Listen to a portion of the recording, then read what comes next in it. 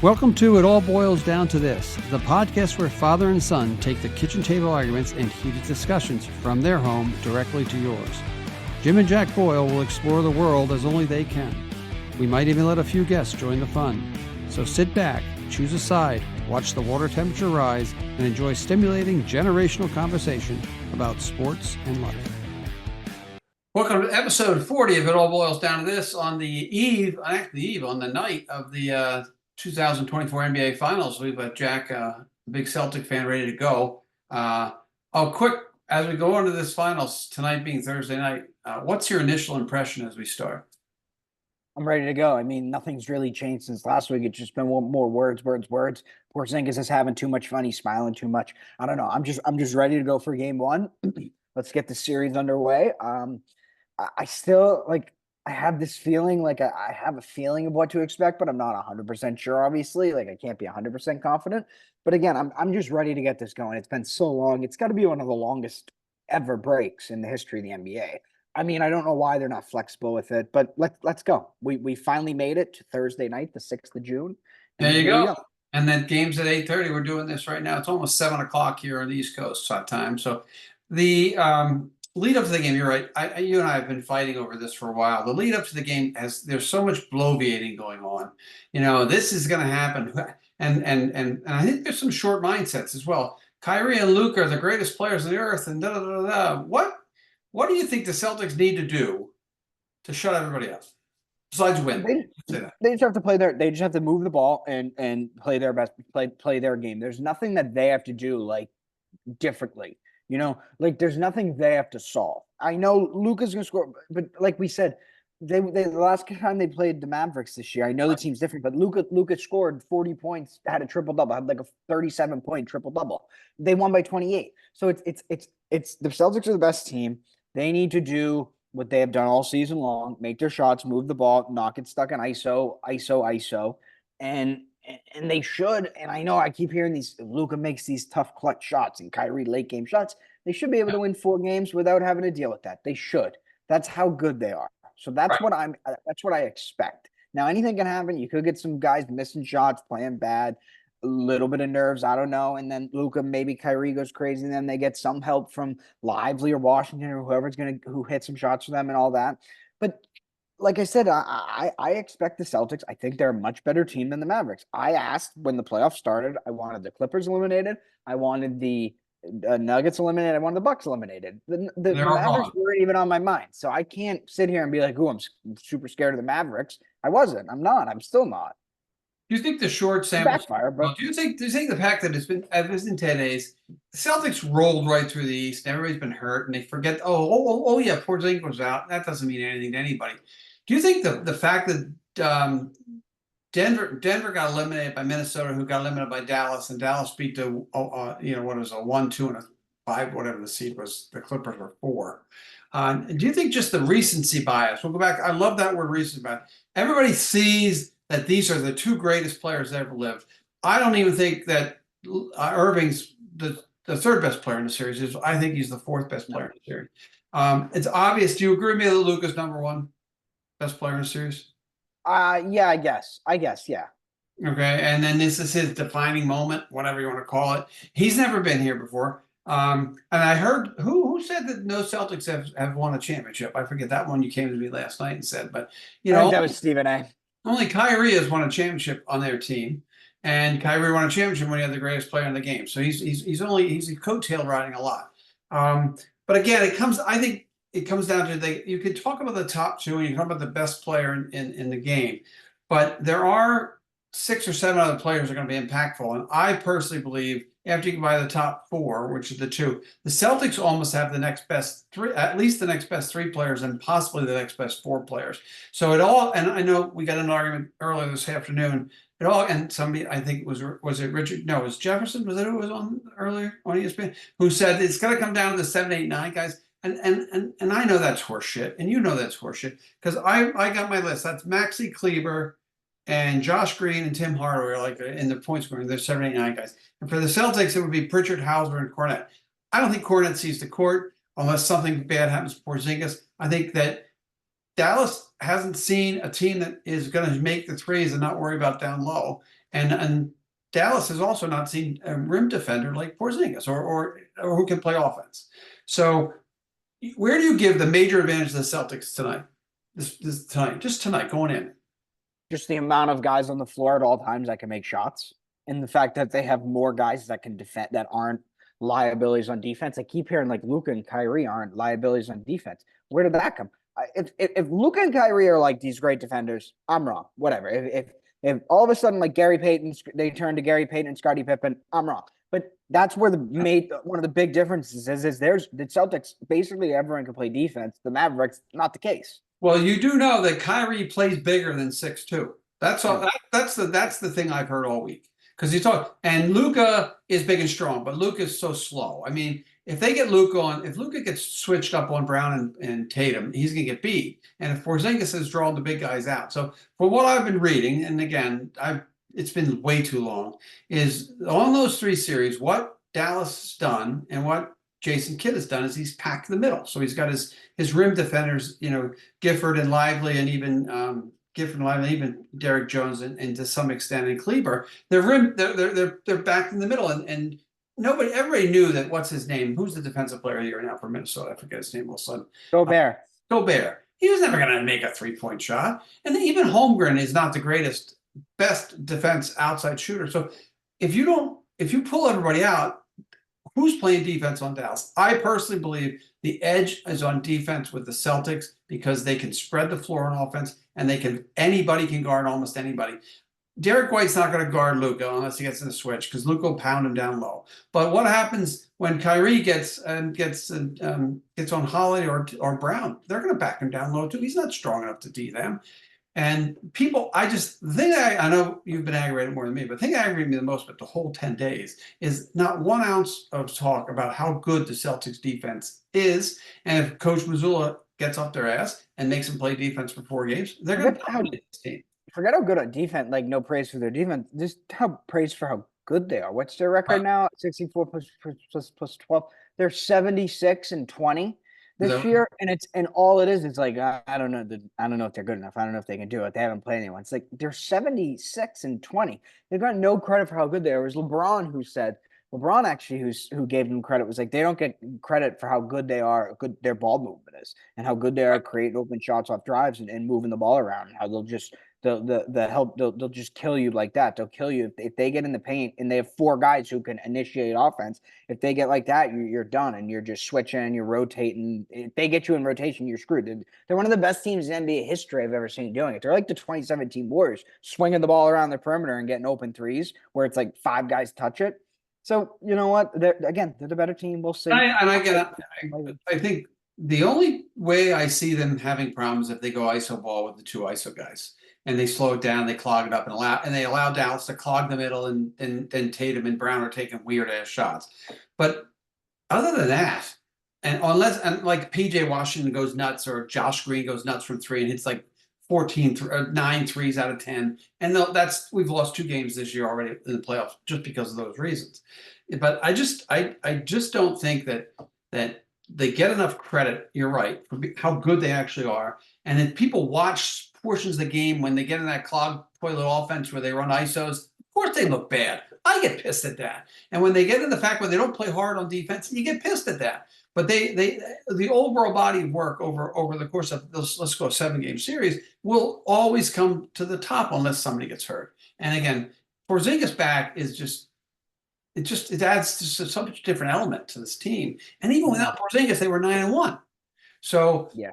I think that the storylines are such that and we live here and we're Celtic fans, but storyline is trying to make it as ABC and ESPN need to make it as competitive as they can, because they want people to watch the games. And they want good basketball, right? And Kyrie is Kyrie, and he says all the right things now, but he was an asshole when he left here, and he was the reason why that team was terrible. So he deserves whatever he gets. Hopefully the fans will behave themselves.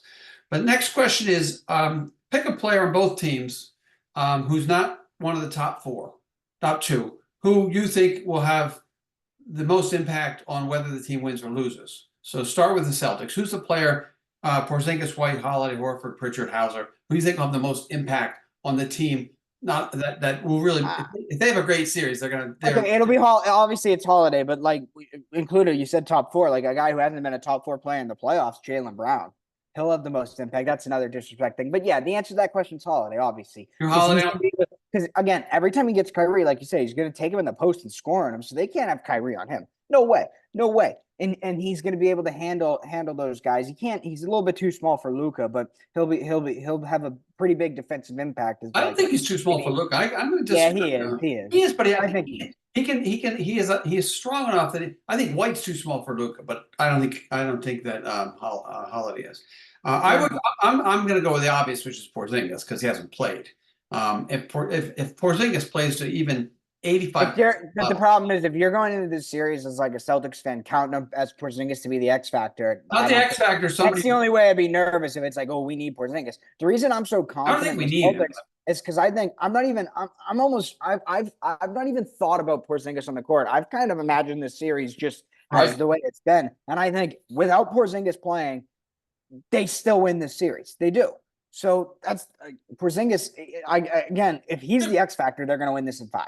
I mean, if he's great, they're going to win in 5. No problem. I'm not saying no problem. If he lives up to 85% of potential, they're going to blow him out. They're winning in 5. Yeah, they'll win in 5. If he and the irony of the Celtics is, and I know this guy's driven us absolutely bazonkers over the last 3 weeks, is if Sam Hauser comes out and they're not he's got to hit 2 shots, right? Okay, on the Dallas side, you have. No, I'm not picking. I don't know enough about their team, and honestly, I haven't watched much Dallas basketball. I like Lively. in March. I think he's good, but again, is he gonna? You really gonna stretch him out defensively? We'll see what he does. I think for Dallas, it's their bench players who shoot the 3: PJ Washington, Derek Jones, and Maxi Kleber. One of those guys. Again, that's I think where. If one of those guys goes off, like who are the guys from Miami? Like I forget these names. Yeah, it doesn't matter. Yeah, that's where I would look at that. Coaching matchup. I know we love this part. No, forget it. Your boy Mazzulla. What do you think? Forget it. Come on, you have to have an opinion. This is a big. Jason Kidd's an idiot. Whatever you guys say about Mazzulla, Jason Kidd's an idiot. Okay. No, Mazzulla's best friend's the best coach in the world. Pep Guardiola. He'll be at the game tonight. There you go. LeBron thinks he's a genius. If the Celtics win this series, there's no more like this coach is holding them back. Hey, I'm going to tell you that they would have won 80 wins with the title. Like, I don't want to hear any more. I guarantee you when they play Thursday, Sunday, right? By Sunday night, I will have bitched about Mazzulla at least once or twice during the game. I guarantee you. Oh, because there's a chance. That's why we need to live broadcast the game when it's going on, because then everybody can see you going crazy and me going pissing at something. Whatever. One more. Whatever. What's your pick? Who do you got? Celtics and what? I think Celtics in 5. Okay, then I guess that's what I keep saying too. But it's so arrogant to pick him in 5 that it's like you can't. But that's what I think. I'd love to see them beat them. I'd love to see them knock Dallas out on the road though in 6. No, I want them to win at home. I really want them to win. I think and Tatum wins MVP. That would be nice. That'd be nice for him. So my Tatum thing, I was gonna say it was his player comp. Like they're not the same thing, but their impact on their teams and like this is what I'm saying. If Tatum's career goes perfectly to the way it's going and it ends up he wins, say 2-3 titles. He won't be, but his player comp, and it's going to sound crazy because this guy's like a top 10 player ever. His player comp, if he wins 3 titles, is going to be like, he's almost a Tim Duncan type player in terms of he might not like every time just take the ball and make that shot and score all the points, but his attitude and the way he goes about himself and his impact on winning is Tim Duncan. Like that's his comp. Like that's a good comp. Years from now, if he wins 3 titles, he's going to be talked about on a level like Tim Duncan. He's not Kobe Bryant. You know what I mean? I know we can't say that name on the podcast. He's not Kobe Bryant. He's not Michael Jordan. He's a Tim Duncan type. But then again, you bring Michael Jordan up. He's like you know what he is? He's a hybrid of like Paul Pierce and KG. I know what Michael Jordan won his first title in 1991. Yeah, I know. He came to the league in 84.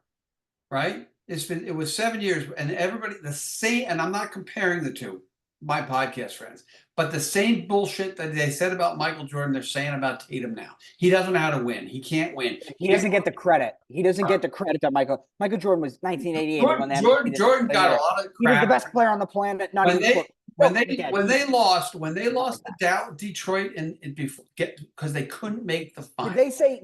But yeah, No, I'm serious. his I think criticism is if you go different. back and His criticism, it made more it's different sense now. though criticizing Jordan because you're criticizing him as the best player in the league. So when LeBron was losing and Michael Jordan was losing, you were criticizing them as the best player in the league. Tatum gets criticized at that level. We talked about it while not being the best player in the league, which is what doesn't make sense. When you're the Right. best player in the league, you get criticized. When you're a once in a generation player, you get Wembanyama. I'm telling you, he could end up getting criticized like that in 4 or 5 years from now if they're still struggling. He's winning defensive player of the year because he'll probably win the defensive player of the year next year. He probably should have won it this year. So get back to the it's hard. First of all, I always say this: it's hard to win, and no matter how you slice it, it's hard to win.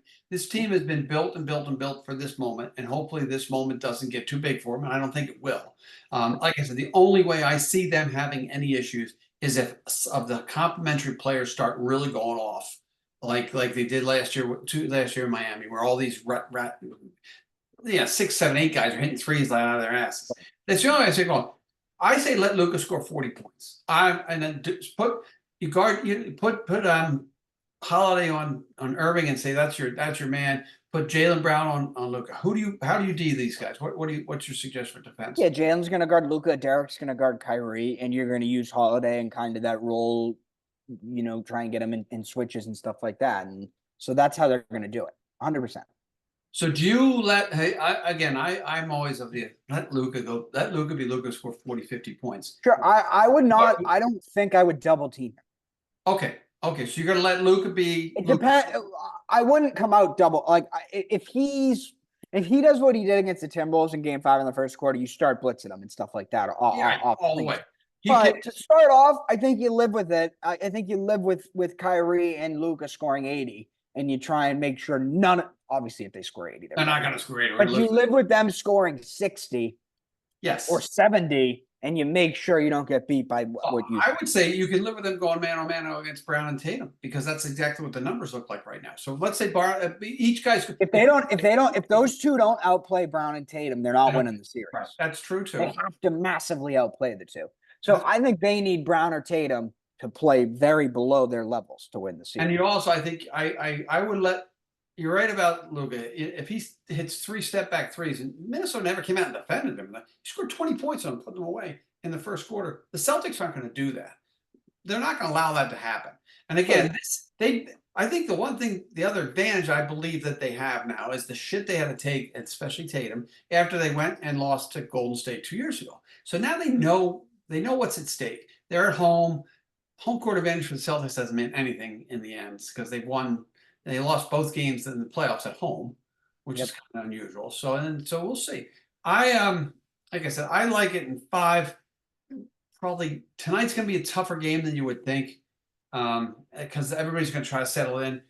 You establish the we'll know by the pace of the game. Celtics, I think on offense they have to hunt Luka early and make Luka play defense because you got to make him play defense because if he's playing defense, he's got to be a little bit slower up the court because the ball in his hands, he's dangerous with the ball in his hands. No doubt about it, he's a great player and he's dangerous with the ball in his hands. But if you make him play defense, nobody made him play defense in the first couple series, and everybody said how great he's not a good defender. He's slow. So if you get him up on you, these guys Tatum and Brown will go right by him if he's DNing them, and White will go by him if he's DNing him. So I think initially I'd say you trap him only if he gets hot, maybe double him, and make sure you D the corner 3, which is what they love to shoot, and let Kyrie get D one-on-one with one of your guard defenders, and then Tatum can defend anybody. That's the other thing people realize. I am always going to come back to him. I said this when they were struggling with Miami in that second game where they looked like crap, and in one of the games against Indianapolis, the third game out there where they struggled early with defense. Once they turned the defensive screws up, there's nobody can beat them. If they play defense like they did in the second half of that game 3 against Indianapolis and the last 2 games or 3 games against Miami, they're not going to get beat because no matter whether I don't care if Luka is the second coming of God, you turn defense up with the length that they have. That's the coach has to motivate them to do that. And I've been bitching about the coach for 2 years. If he wins, I tell you, I'll give him all the credit in the world. I think he's done a great job in the postseason. He's made the right adjustments. He has the pulse of his team. He's won without Porzingis, his number 3 guy. So you got to give the credit to the Celtics, and they get no credit. Because we argued with this, what are the bad takes you've heard? I was curious what. I don't care. We're done with Oh, come it. on, give me a bad take. Look, it's getting late. We keep talking about nothing here. We're talking about the Celtics. All right. You know, I got nothing to say. Dude, we've talked about these bad takes for a million years. Kendrick Perkins, the Red Sox, the biggest disgrace of an organization ever. That idiot, that fatso, that bum hitting batting practice at Fenway Park after what he has said about our team and our city and all this stuff. We don't like Kendrick Perkins. We hate him. We hate Kendrick Perkins, and he's hitting batting practice on the field of the Red Sox, the useless Boston Red Sox. They're useless. Oh, they're not playing. Sam Kennedy. Yeah, Sam Kennedy probably invite. Get Sam Kennedy. I'm done with Sam Kennedy. We got rid of Heim. Sam Kennedy, get rid of him. Done with him. The only way that changes is ownership changes their philosophy. I'm done with Sam Kennedy now. He's my new guy. You know what's funny? Can I say something funny? That's not even on my list today. Yeah, whatever. We don't have to, I don't want to talk about that. Okay, next is the biggest story happened. I mean, JJ Redick's calling the game tonight, and he was rumored to be, because he's LeBron boy, the next coach of the Lakers. And all of a sudden this morning, this Woj blows up that Danny Hurley they're talking Danny Hurley to bring him to the Lakers. Good or bad move for Hurley? And why would the Lakers want to do that? And I'll give you my take after this. Go. Yeah, they want their Brad Stevens. They're jealous of the Celtics. That's why. I don't know. He's the best hire out there. That's why they're going to do it.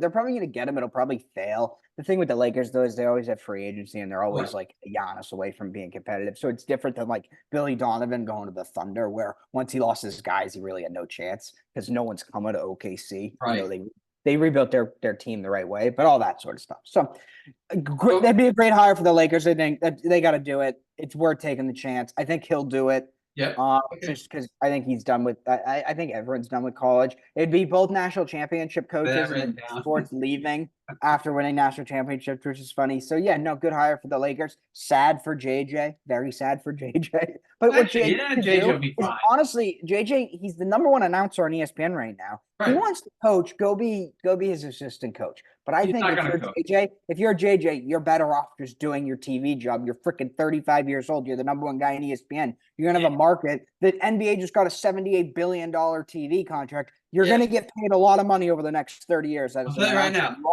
JJ's getting the job because Hurley's turned it down. I think it's a great move for the Lakers. I hate the Lakers, but he brings a different level of organization. The intensity of bringing the NBA will be interesting if he does that. I have written down here that the mess that college athletics is in, why would he stay? I know he's won back-to-back. He's accomplished everything he can accomplish. But now you have to re-recruit kids. You got to get NIL money. You go to LA, they're going to draft Bronny. You're going to have LeBron and Bronny for a year. And all eyes are on you. And if LeBron wants you, you're in good shape, right? And then he just brings some kind of spill. I don't think he'll win with the talent they have right now, but it's a great move. Maybe he'll develop. I think Look, you hit it on the Brad Stevens thing. I think that's look. I think JJ Redick's the LeBron hire. I think if you're hiring Hurley, you let LeBron go and you redo this whole thing and you build it from yeah. They're not winning a championship with LeBron James. They're just not. It's not happening. The Lakers are not winning another championship with LeBron. I think if you're bringing in JJ Redick, it's to win with LeBron. It's to go. If you're bringing in Danny Hurley, that's a long-term thing. And you let LeBron go and you redo it because it's easy to build. It's easy to rebuild in LA. It really is. So the irony of all this is Coach K is part of the process that the Lakers are using. And the point I'm making is Coach K was 20 years ago. They went after Coach K, but I tell you, 20 years ago, 20 years ago, the environment was the way it is now. Coach K would have left. He'd take the money. It's also generational money. It's probably 5 or 6 times more than you can make in college anyway. Right? So you talk about generational money. It's generational money. I don't know. It's not 5 or 6 times more than what Kentucky. That package will be unbelievable. Yeah, but Kentucky offered him like $10 million a year. It's not going to be 5 times more. It's not going to make $50 million a year. $10 million in Kentucky is still in college basketball. So I think the lure of I think you're going to see more. That has nothing to do with it being 5 times more or not. I'm just saying. Oh, okay. What's he make at UConn? I wonder. I don't care what he makes at UConn. I'm saying Kentucky would have paid him like $10 million a year. Enough of that. Danny Hurley, good for him. Yes or no, he goes or not? He takes some money or not? Oh yeah. Woj don't get things wrong. So Woj and Sham are going. No, Shams is JV. Shams is John's a JV, even though he raised they JV. used to be. They were on the same level for a little bit. Shams got Do you up think there. LeBron leaked Woods just JJ put him in Redick? his Do place. you think LeBron leaked the JJ Redick stuff? I don't know. I don't know what Rich Paul's doing these days. He's so He was on focused on 60 Minutes. I saw him on 60 Minutes. good for him. Yeah, the funny thing about Rich Paul, just because He's rolling in the deep. Yeah, Rich Paul. They talk about how he's really successful, and then the interviewer goes, well, you wouldn't be like this if you didn't know LeBron, right? So maybe you needed to know LeBron to be this successful, but that's a whole story. Yeah. But everyone who's successful has like a lucky. There's someone like at that level of success, you have to have something go right for you, and just so happened that he sold like a jersey on the street to LeBron when he was 16. No, he saw the story was he had I forget the jersey. I thought he was selling jerseys. No, he had a jersey on in the airport, a throwback jersey. I forget. It might have been Warren Moon.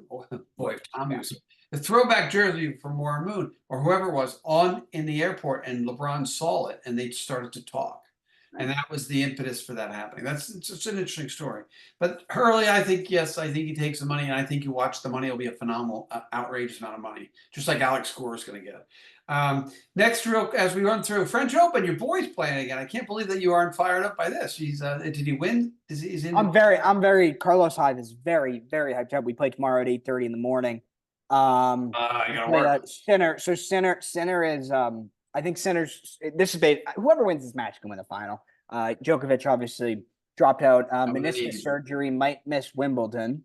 He probably will. I think Kate Middleton might be dead. So that just random thought about. That's true. We haven't seen Kate Middleton in a while.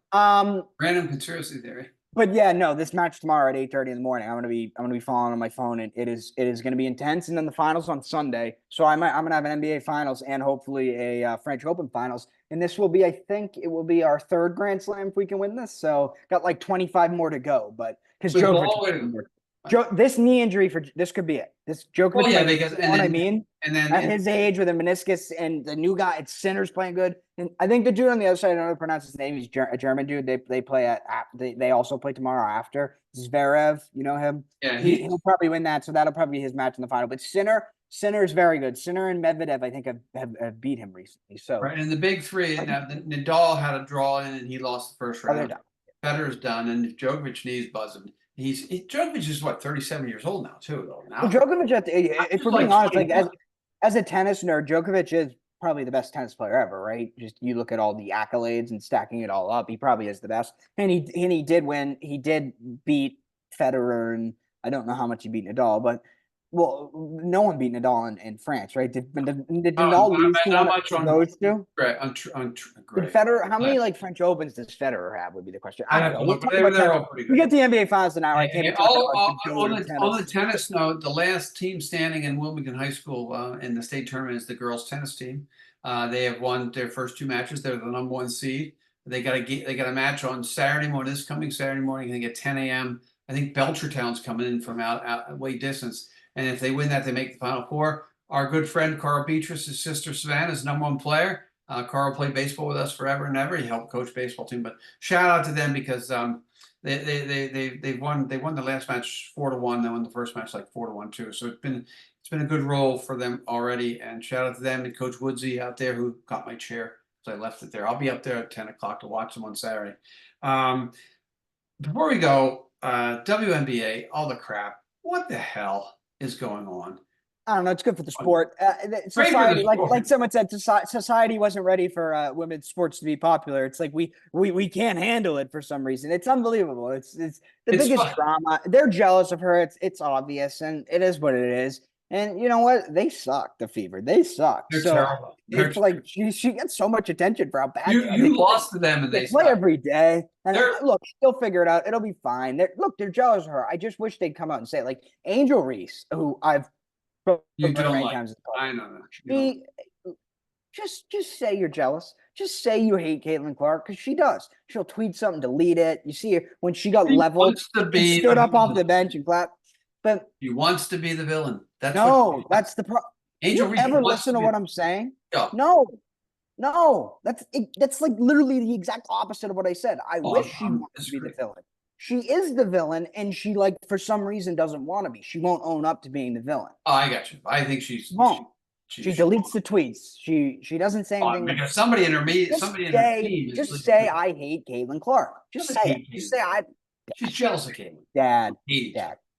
If her text messages like leaked to her friends and family, she has 100% said that she hates Caitlin Clark.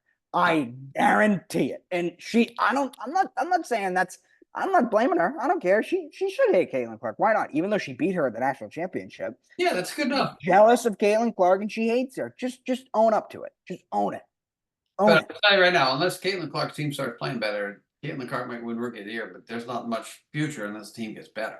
Caitlin Clark does. They do need an enforcer down in Indiana, so we just need some girl who's going to just run through. I would bet you that if you go back through tape of all the WNBA games, some of those girls are enforcers and knock people down. I'm sure it's a tough game. It's a tough game. Get one. We need one. Gotta find something. I'm sure there's somebody in Indiana. Punch in the head or something would be funny, but it doesn't shock me on that. Final note as we close episode 40 today. Something magical happened, which is weird because I have no idea how this sport works or anything else. But cricket, the Americans beat the Pakistanis in some tournament, which is like unbelievable, right? Yeah, and one of the Pakistan, all I hear is like they're the best cricket players in the world, and all I hear is the USA. So the crazy timing about this is like a couple days ago I saw on Instagram. It was like these cricket people seeing this baseball perfect throw from the outfield in baseball to like second base. And these cricket people are like, oh my God, this is baseball? Cricket players make this throw in their sleep. And then a software engineer from Oracle beats the best cricket team in the world. And you guys are saying our professional baseball players couldn't play cricket? It's a joke. That just proves that cricket's a joke of a sport. It's not a real sport. Know anything about Dad, that loss right there, you don't recover from that. Maybe the Americans are good. Ended cricket. No. Maybe the Americans. But that means we can go get a team. We could go to freaking the bar. We could go to the Yard House. We go to Ruby Tuesdays. Get a bunch of dudes who played high school. They go beat Pakistan. We have a kid at the high school who's a really good cricket player in national. Get him on the team. He should play for us. Yeah, why is he not on your baseball team? He's not on my baseball team. He doesn't want to play catch, probably. I asked him to play. He wouldn't play. Because you know why? I don't have a bat. He play? I don't. No, he didn't play. A flat stick hitting a round ball versus a round stick hitting a round ball are two completely different things. But it was an upset in the making. So as we count down, we got about an hour. I'm just saying that's not a loss for anyone but the sport of cricket. That's who lost. Because it's embarrassing. It'd be like, Dad, do you think our team USA would lose to if England went and picked up five dudes, five guys who can play a little bit of basketball? They just went and got five dudes who work day jobs. I will tell you something. No, they wouldn't. No, they would. But you want to know something? I think you're not giving some of the American cricket players the credit they deserve. But Dad, that's not my. I'm giving. They're the best cricket players we have. They're the best. Yeah, they're the best. If I give Mike Trout a year, do you think he could play cricket? Hit the cricket ball? No, because he would get hurt. If I give Juan Soto a year, I think like you take Mookie Betts. First of all, Juan Soto can't play for the U.S. because he's not from here. Shohei can't play for us because he's not from here. Said cricket.